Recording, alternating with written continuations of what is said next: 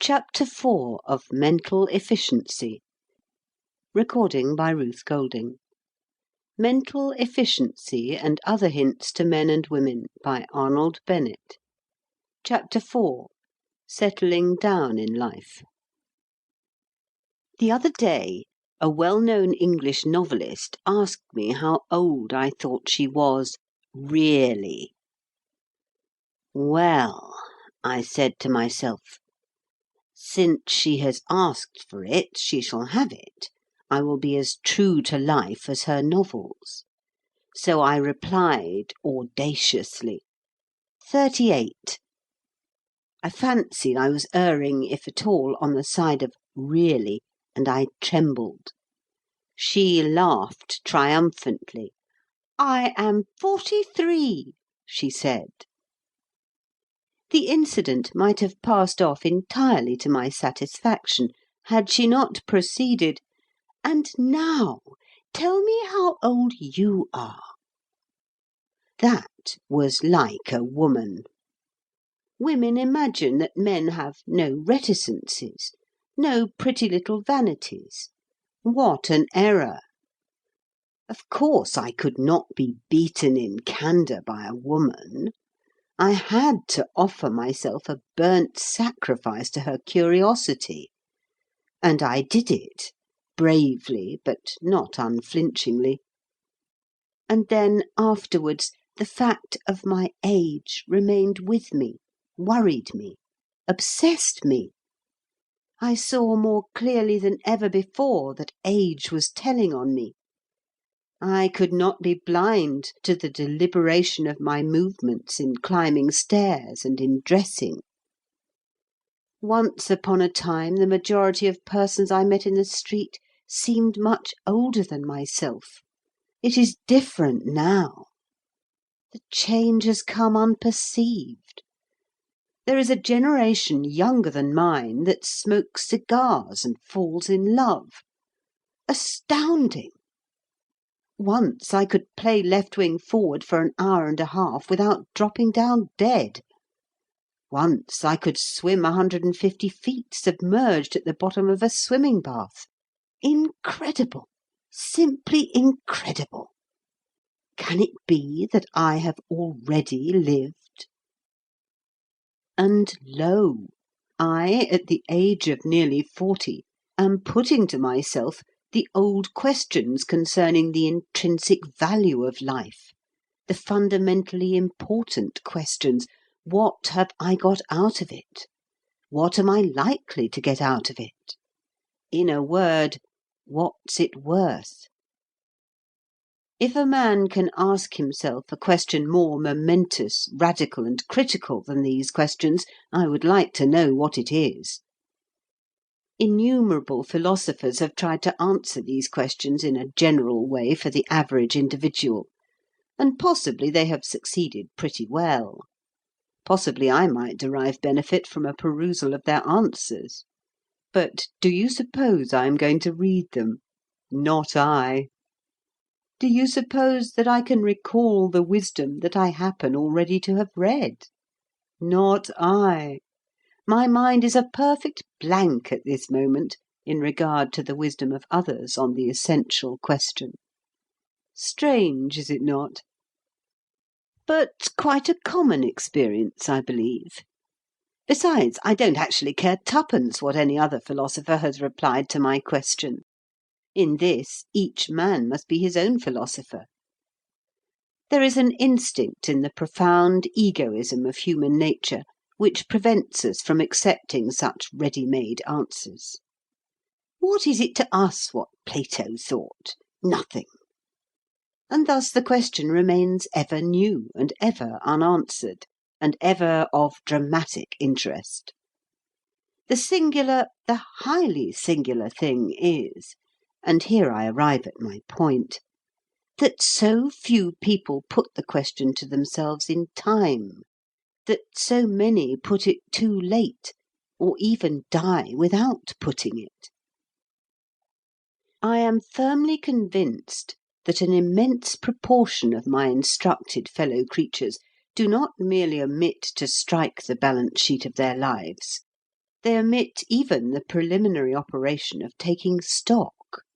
They go on and on and on, buying and selling they know not what, at unascertained prices, dropping money into the till and taking it out. They don't know what goods are in the shop, nor what amount is in the till, but they have a clear impression that the living room behind the shop is by no means as luxurious and as well ventilated as they would like it to be. And the years pass, and that beautiful furniture and that system of ventilation are not achieved. And then one day they die, and friends come to the funeral and remark, "Dear me, how stuffy this room is, and the shop's practically full of trash."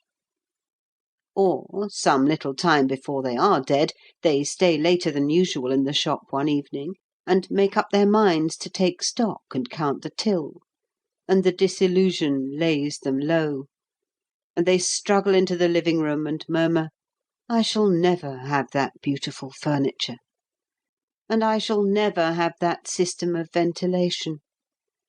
If I had known earlier, I would have at least got a few inexpensive cushions to go on with, and I would have put my fist through a pane in the window. But it's too late now. I'm used to Windsor chairs, and I should feel the draught horribly." If I were a preacher, and if I hadn't got more than enough to do in minding my own affairs, and if I could look any one in the face and deny that I, too, had pursued for nearly 40 years the great British policy of muddling through and hoping for the best, in short, if things were not what they are, I would hire the Alhambra Theatre or Exeter Hall of a Sunday night, preferably the Alhambra, because more people would come to my entertainment, and I would invite all men and women over 26. I would supply the seething crowd with what they desired in the way of bodily refreshment, except spirits. I would draw the line at poisons. And having got them and myself into a nice, amiable, expansive frame of mind, I would thus address them, of course in ringing eloquence that John Bright might have envied. "Men and women," I would say, "companions in the universal pastime of hiding one's head in the sand, I am about to impart to you the very essence of human wisdom.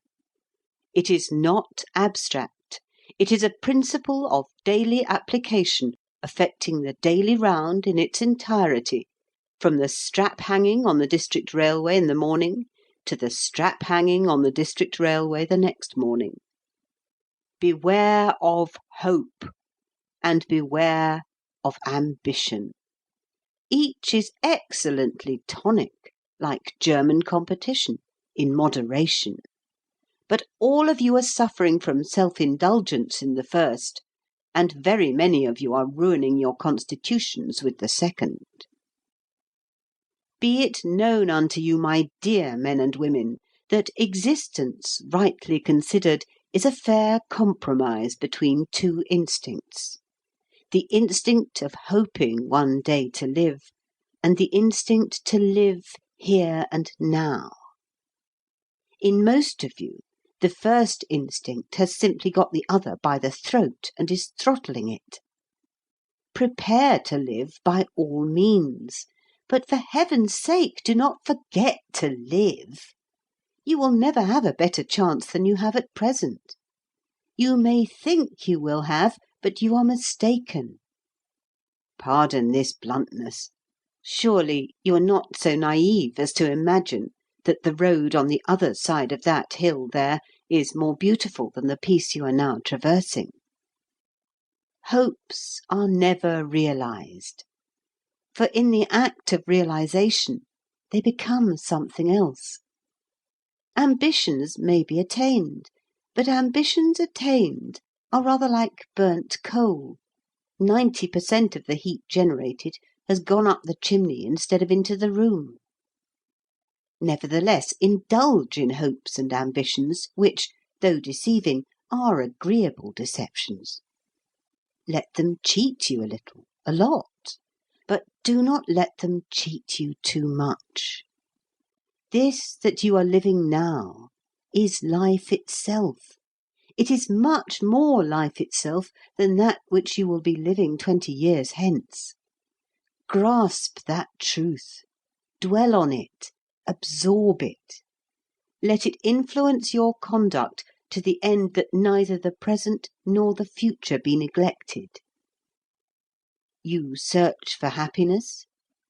Happiness is chiefly a matter of temperament. It is exceedingly improbable that you will, by struggling, gain more happiness than you already possess. In fine, settle down at once into life. Loud cheers. The cheers would, of course, be for the refreshments. There is no doubt that the mass of the audience would consider that I had missed my vocation and ought to have been a caterer instead of a preacher. But once started, I would not be discouraged. I would keep on Sunday night after Sunday night. Our leading advertisers have richly proved that the public will believe anything if they are told of it often enough. I would practice iteration, always with refreshments. In the result, it would dawn upon the corporate mind that there was some glimmering of sense in my doctrine, and people would at last begin to perceive the folly of neglecting to savour the present, the folly of assuming that the future can be essentially different from the present, the fatuity of dying before they have begun to live. End of chapter 4.